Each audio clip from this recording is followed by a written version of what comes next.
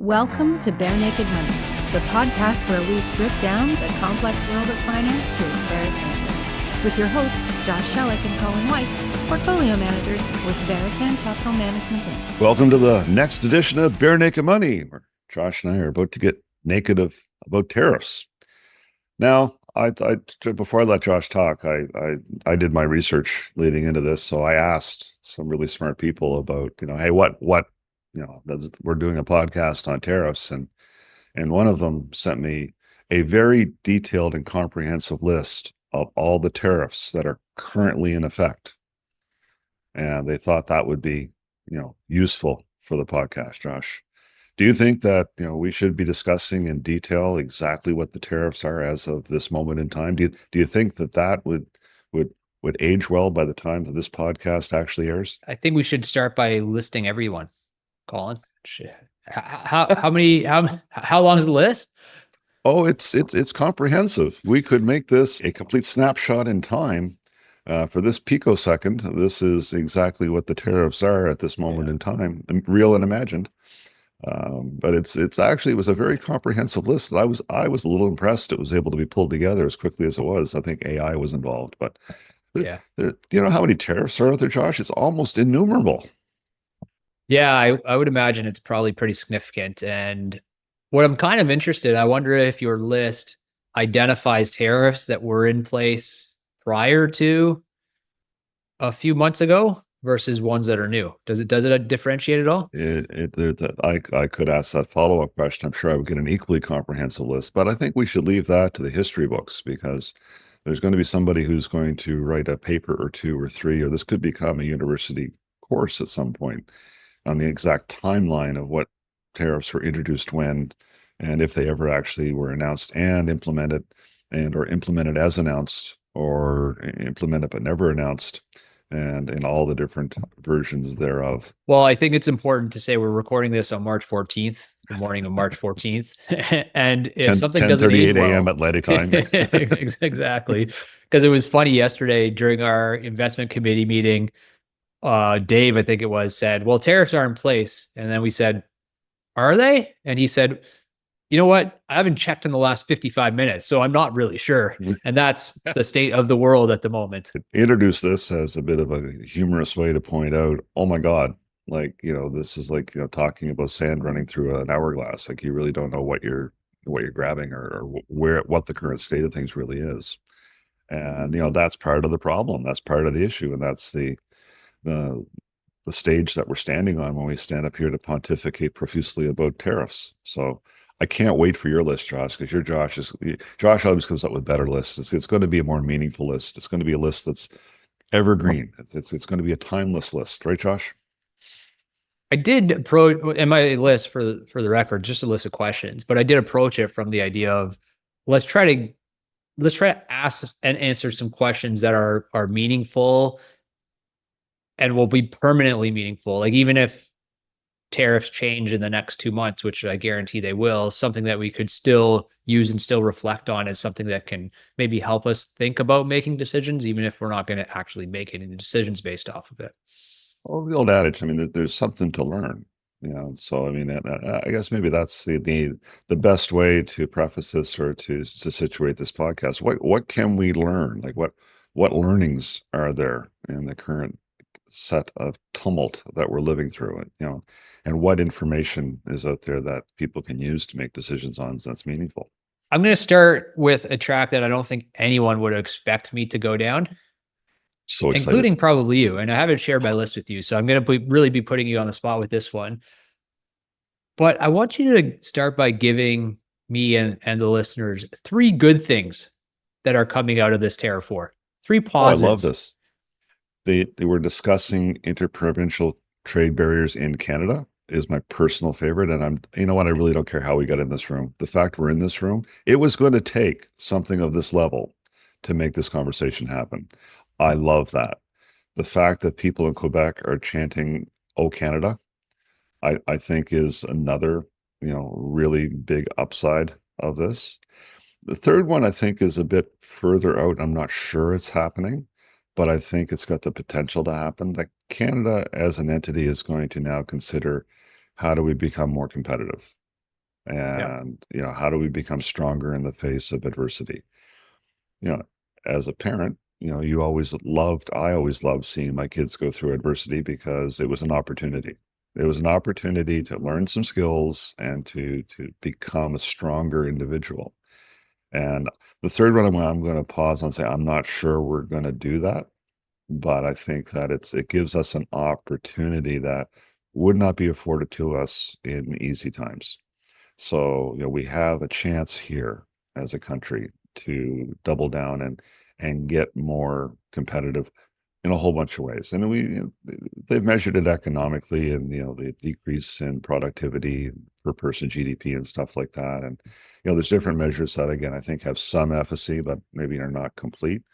But the general idea that Canada is not necessarily a competitive place to do business, we could come out of this stronger and better going forward.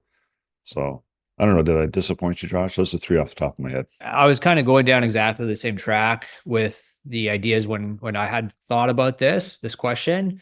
And again, I don't think people really realized a few months ago that we have all these interprovincial trade barriers up. Why we do? It's just why we have international trade barriers up as well. Is somebody or some entity or some group is trying to protect their own interests, and it ends up being negative over the bigger picture. The pie shrinks because you're trying to protect your piece. And again, I don't think people really realize that we have all these interprovincial trade barriers up. So the fact that we're really talking about tearing that stuff down right now is amazing. And that could be a long-term win. But there's also another level to it too. It's also the way Confederation was structured, that powers were given to provinces that really don't belong at the provincial level. I mean, we've discussed this within our industry, that we have provincial securities commissions that produce interprovincial trade. Absolutely insane. Right. Yeah. But that goes right back to the founding document of the country.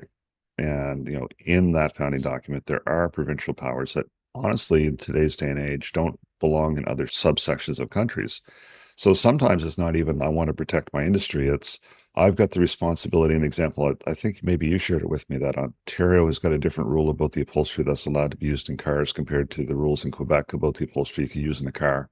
So therefore, there's issues sometimes with a car manufactured in Ontario not being allowed in Quebec. And it's, part of me says it's not necessarily that they were trying to make it that way, but just they had that responsibility. So their group of experts came up with a different answer than that group of experts.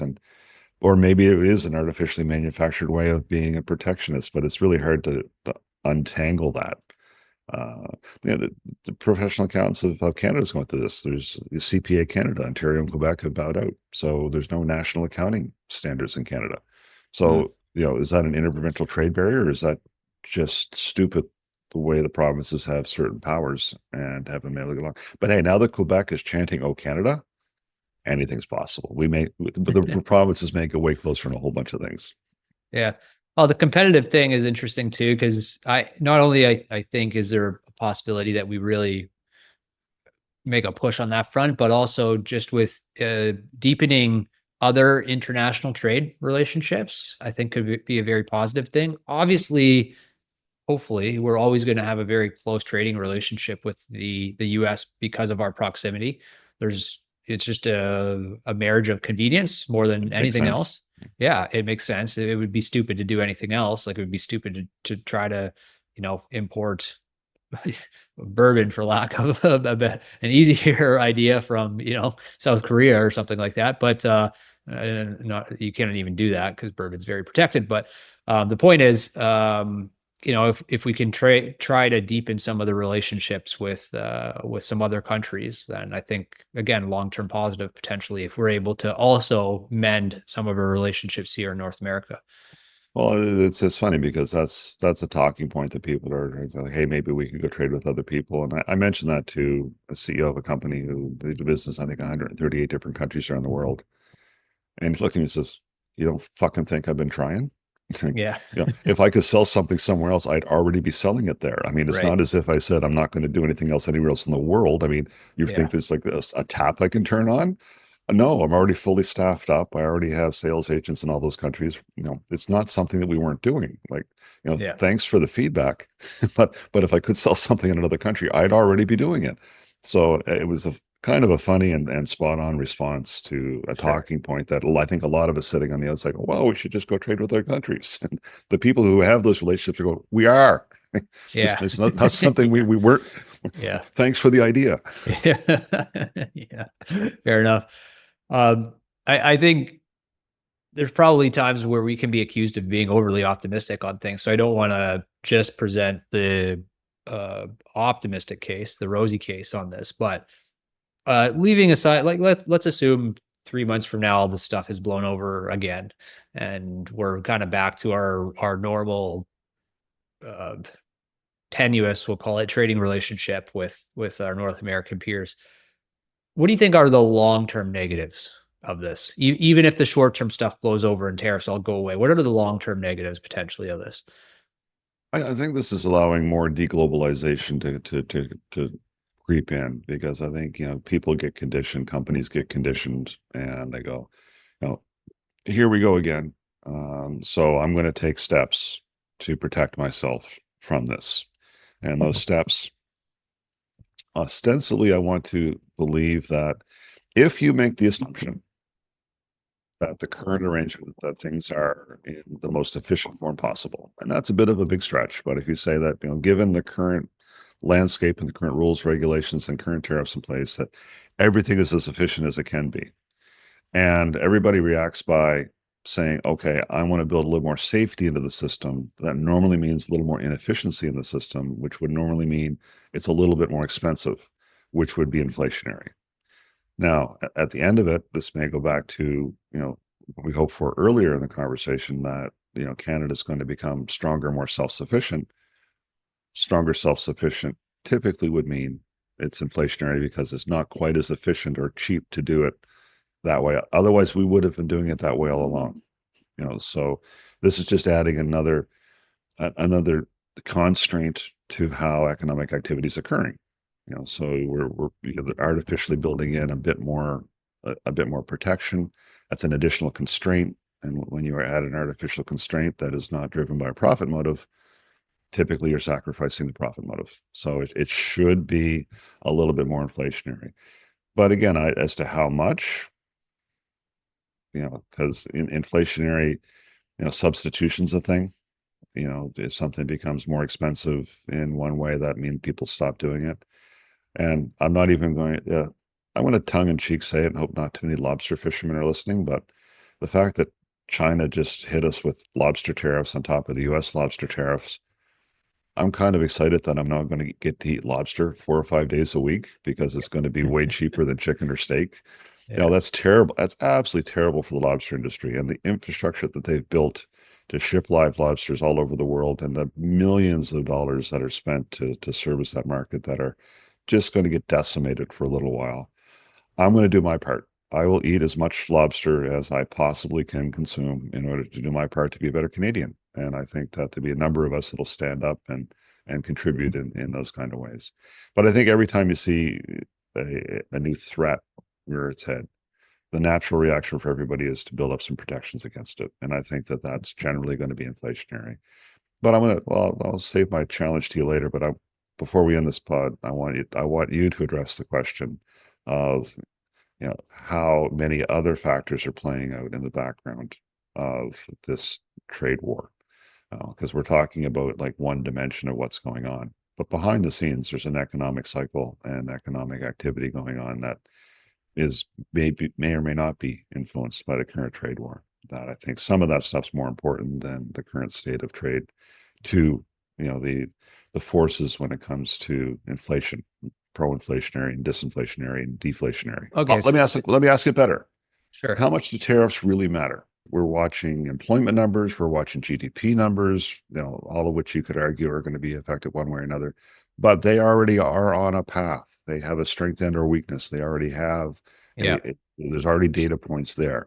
Tariffs may or may not be influencing those things, but is there anything else in those underlying data points in your mind, top 3 things that are more important to the outcome of what we're going to see in the next 3, 6, 9, 12 months than tariffs? So I think tariffs themselves are not the biggest thing, but when they're the change at the margin, they might become the biggest thing. So what I mean by that is, like, employment matters way more than tariffs, just in a vacuum for Yep. economic progress and productivity and all of that. But if tariffs create an uncertainty or demolish an auto industry overnight, then you're going to have unemployment, and unemployment is going to lead to a recession, most likely. So the tariffs themselves are not necessarily the problem. It's all the spillover effects that tariffs can create. And I think economically we're on a decent footing at the moment, or at least the recent last 6-month data would say that we're in a decent spot. Yep. In the US, especially, in Canada, maybe a little bit less so, but still holding up okay. Like, most of the employment numbers, which are obviously super important for all kinds of reasons, most of those have been stable, let's call it. So Yep. not maybe at the absolute best situation that we've seen over the past few years, but stable over the past 6 months. And just to ask a question there, to me, that stability is in the face of some of the uncertainties already baked in. That's It's true. been Yeah, it's been uncertain for a while now. Now you it could argue has. that the Yeah. tempo is increased now, and it's more uncertain now than it was a few months ago. But there was a level of uncertainty already baked into some of the numbers. I think there's been enough of a lag. Like, Trump was elected and he's become president, and so some of the numbers are already affected by some of the uncertainty that was expected, and Yeah. they remain stable, which I don't think is a small thing. You're absolutely right. I think that's a good point. So that's kind of the employment side. I think the inflation side is maybe equally as important to the employment Yeah. side. And what we've seen there again is stability and inflation within the range of where we want it. Now, the challenge here is, again, one of expectations. And does even the thought or idea of tariffs lead us to different behavior? And what we've been seeing over the past couple months, even though our inflation numbers haven't really changed, inflation expectations have been creeping back up. And that's dangerous, because inflation expectations can be a bit of a self-fulfilling thing.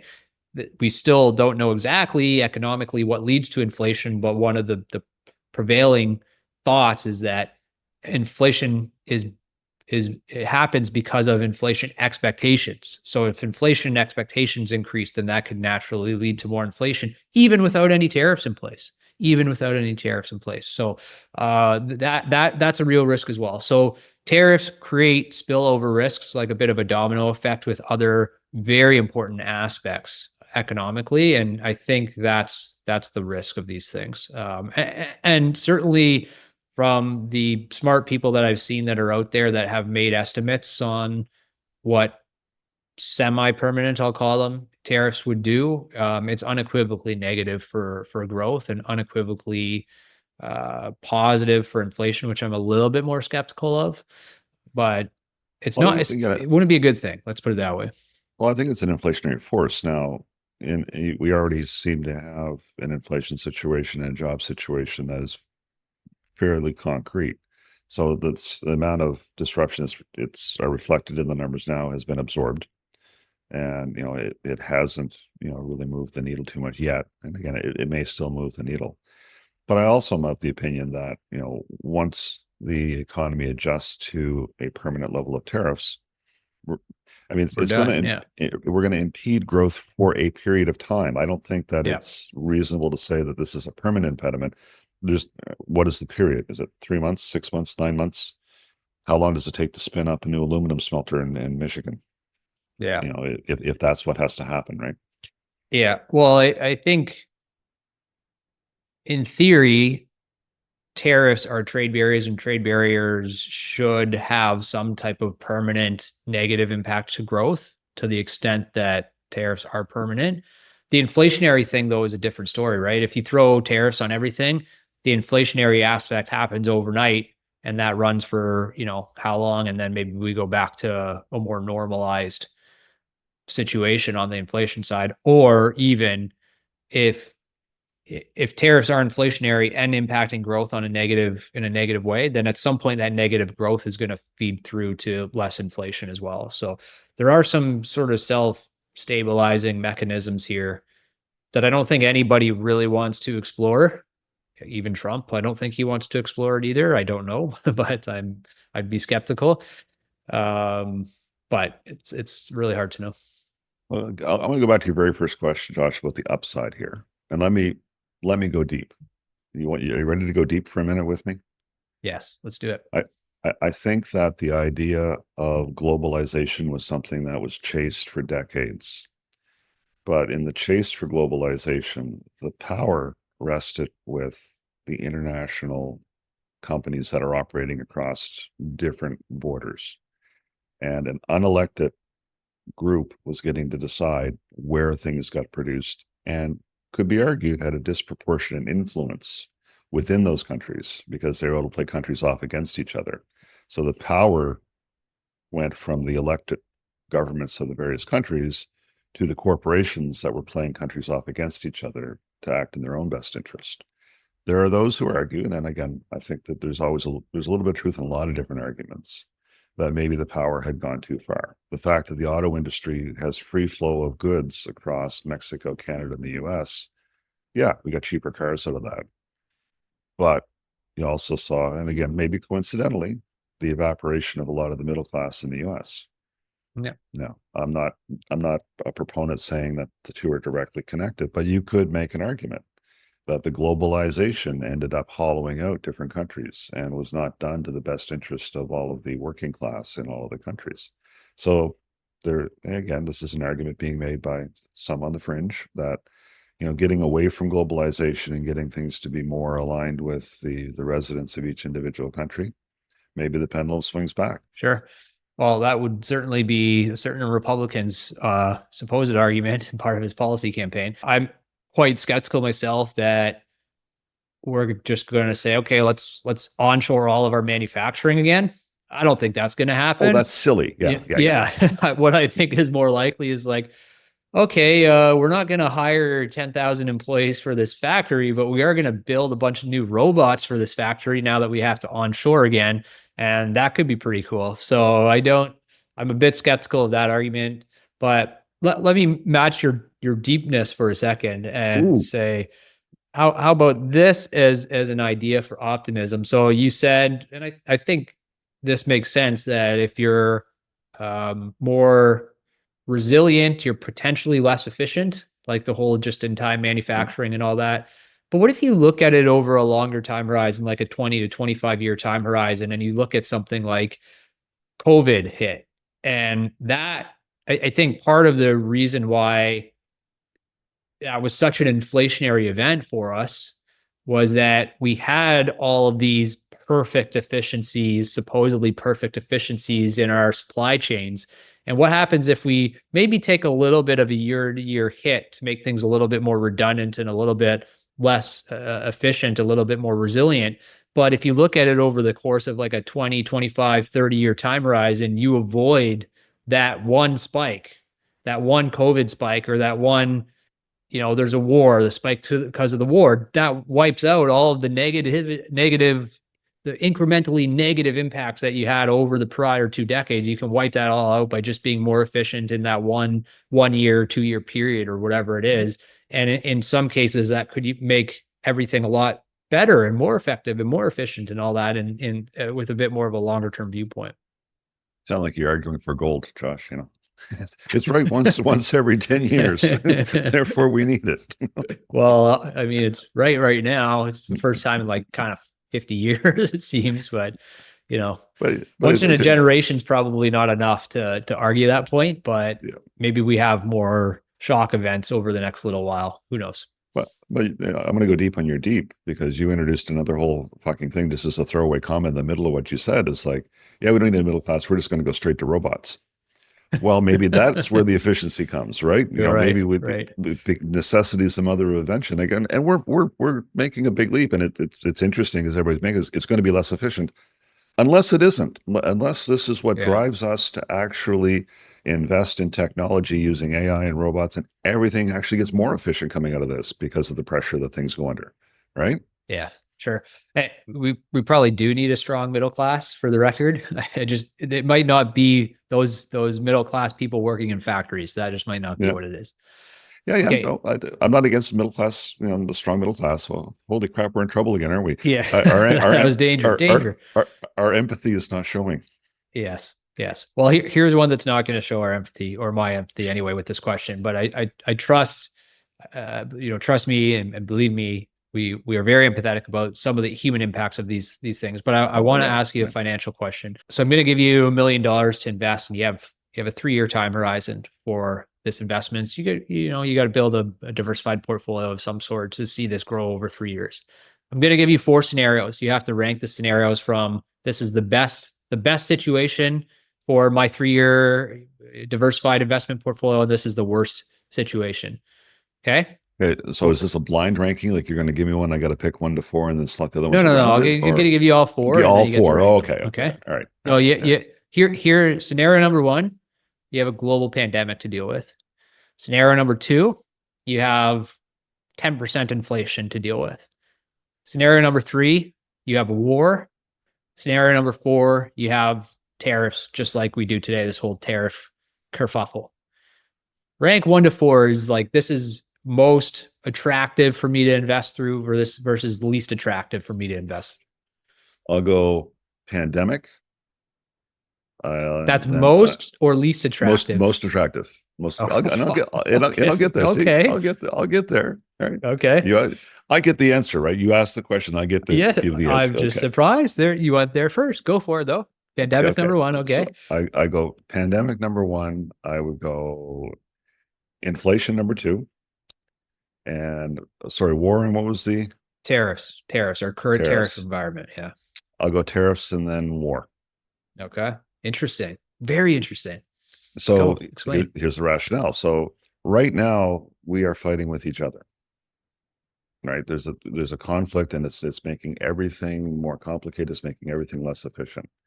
My feeling, and this is pure science fiction, if we went through another pandemic right now, we now have to concentrate on fighting something else. It's more unifying. Like we now we don't have time for the shitardery we're going through now and arguing about where the aluminum is made.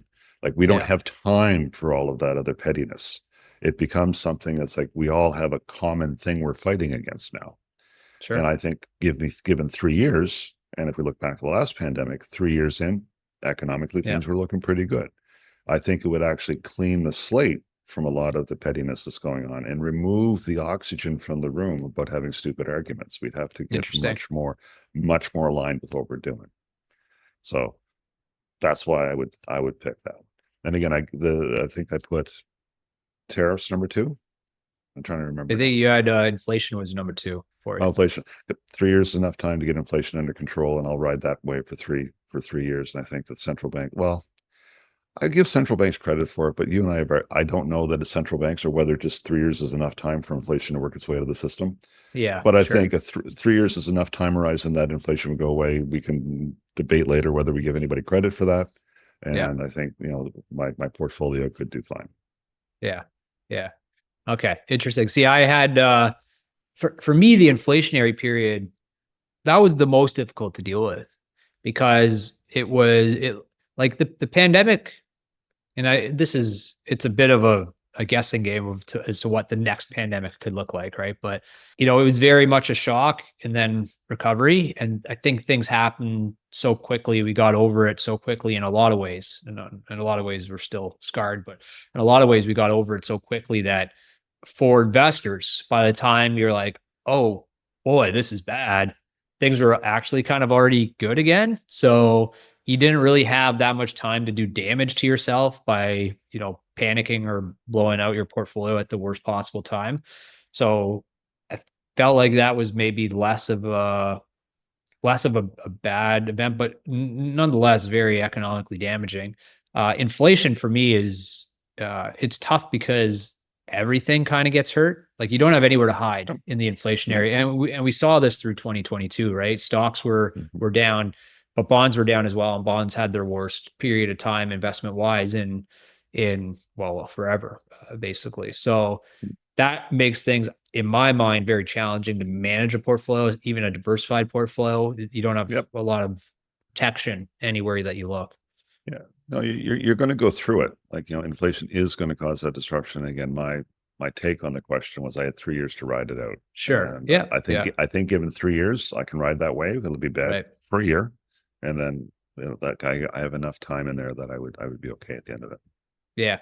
And see, for me, tariffs, especially this kind of like tenuous tariff environment that we're in now, where they may or may not be in place, like I think that is well uncertain and concerning. Also, something that can be dealt with reasonably well with a well diversified and balanced portfolio. I'll completely argue with you there that the worst scenario is that we remain this uncertain for the next 3 years. If there's absolutely no direction for the next 3 years and we don't know whether we're coming or going 3 years from now, that will be the worst. It's going to paralyze everybody. It's paralyzing people right now. Companies are not spending money. They're not taking on projects. They're not building factories. Everything's paralyzed. I mean, my argument would be that would be the worst. We need to, and that's why I would love an asteroid. I'd love an asteroid to be headed towards Earth right now. I would love for that to be, just, oh my God, we have to come together, and Bruce Willis has got to go blow up an asteroid and, take all the oxygen out of the room to argue about all this other stupid shit. As to where the alcohol's being made and who's got the electricity and where aluminum's being made. Like, no, the Earth is going to end. Like, we have to go move this rock. Everybody pay attention to that for a while. Yeah. We need a galvanizing force. It would be beneficial as much as it would be stressful. Right. So we've seen some market turmoil over the last few weeks or so, especially with some of these tariffs kind of being put into place. Some stocks, some parts of the market have got hit a lot harder than others. This is not a serious question, by the way, but it's a good question. So Tesla stock down 35% over the past few weeks, and I think it's down something like 60% this year or something. Still remarkably up over the last 6 months. I don't understand that stock at all. But do you think Trump saying he's going to buy a Tesla, does that change your thesis on the Tesla stock itself? No. This is not a good question, Josh. I've got a raw nerve and you're jumping up and down on it. I mean, he's pitching cars on the white lawn, on the front lawn of the White House. I mean, when you actually dig into the showmanship that's going on, Saturday Night Live doesn't write this well. Like, it's just, and it's reality. So no, I don't think that helps Tesla stock. But one thing that is interesting, and you gave me some numbers earlier this week, which actually I think is beginning to illustrate the point. One thing we are absolutely seeing right now is, regardless of the origins of the concern and the anxiety, we are having one of our own theses play out that the most overvalued parts of the market are the ones that are hurting the worst, right? So the highest flying, the biggest contributors to the stock market growth are the ones that are absolutely getting pummeled right now. And, I think that's an important lesson and important takeaway and a confirmation that valuations matter. Now, again, we've got a whole cycle to go through, but when things like this go sideways, this is another shining example, because I was even surprised the numbers you showed me, the Canadian stock market's actually holding up better than the US stock market. Yeah. And, we have not been all that constructive on Canada for a while because of the relative domestic economic strength. And, but the saving grace for Canada is it wasn't so highly valued that when shit went sideways, it hasn't fallen nearly to the level, certainly of the NASDAQ, so again, valuations matter is one of the lessons I think that's coming out of this. You asked a Tesla question. I ended up on valuation. I guess that was predictable. Well, that was kind of the point. Yeah. And I found in your silly question, I found the point. So yes, good stuff. Well, okay. So this is another silly question. But I'd like you to predict the next 10 days of this trade war, Colin. And please be specific about which days, which tariffs are going to be put in place on which industries from which country, and the percentages that you anticipate. I think Donald Trump will lead the news cycle for each of the next 10 days. And I think that at least 3 of the 10 days, his leading of the news cycle will be completely contrary to another message that he had within the previous 7 days.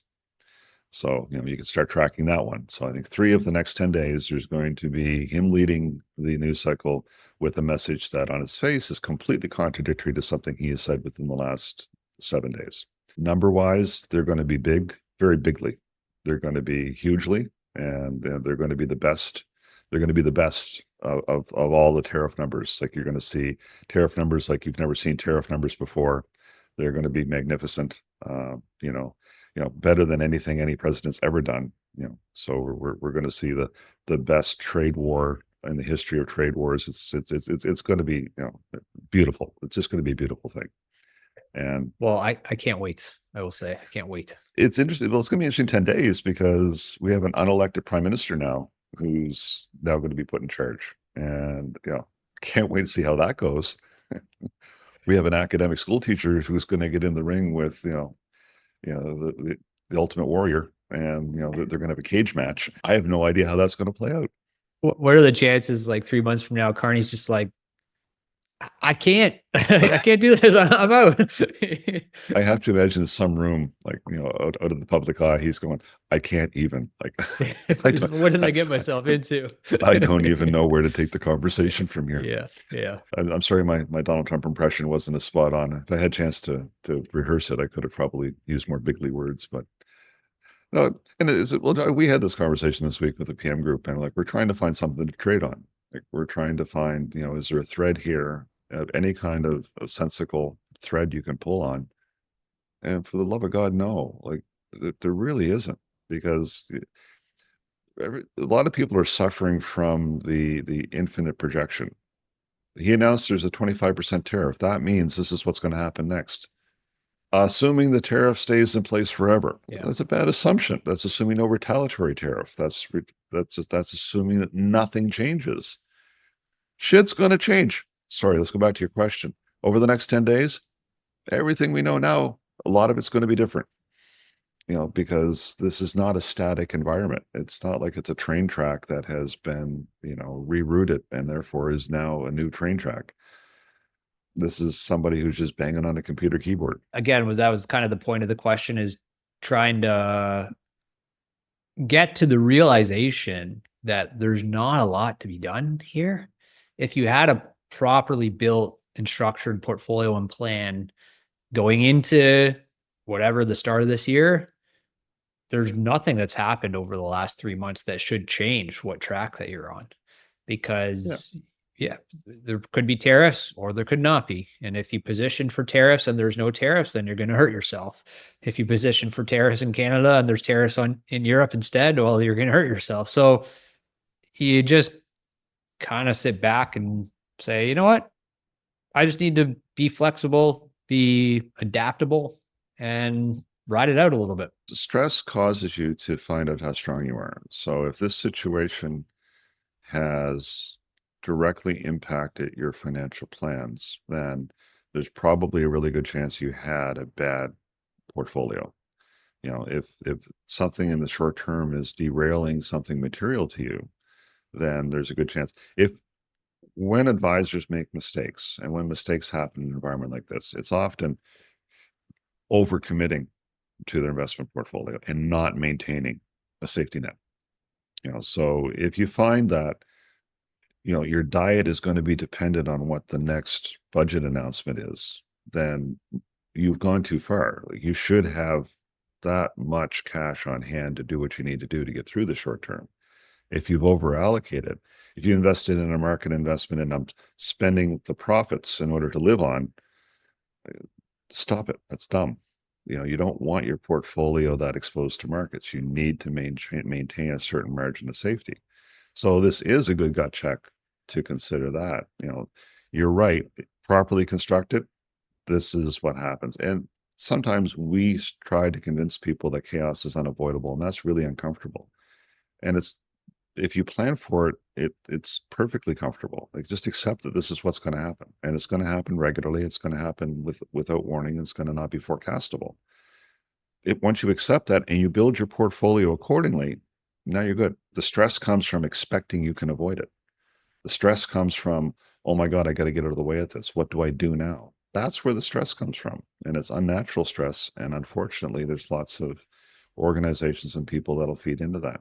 Were you getting the pitches this week? There's a new AI tool that figures things out before Wall Street and can tell us what's going to happen next in the market. I didn't get the pitch, but I know one of my clients did. And this whole thing, I don't know if it's exactly what you're talking about, but this, tell me how much of a scam this sounds like.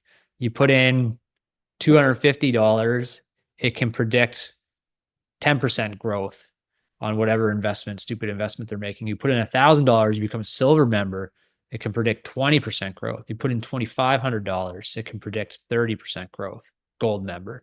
So those types of things are starting to pop up right now. I don't think it's just tariff related, but it's all this whole, crypto craze, AI craze, probably tariffs to some extent, and people are getting caught up in that the thought that some of the stuff's predictable when it's not. Yeah, that's the scammiest of the scam. Like that's bigly scam.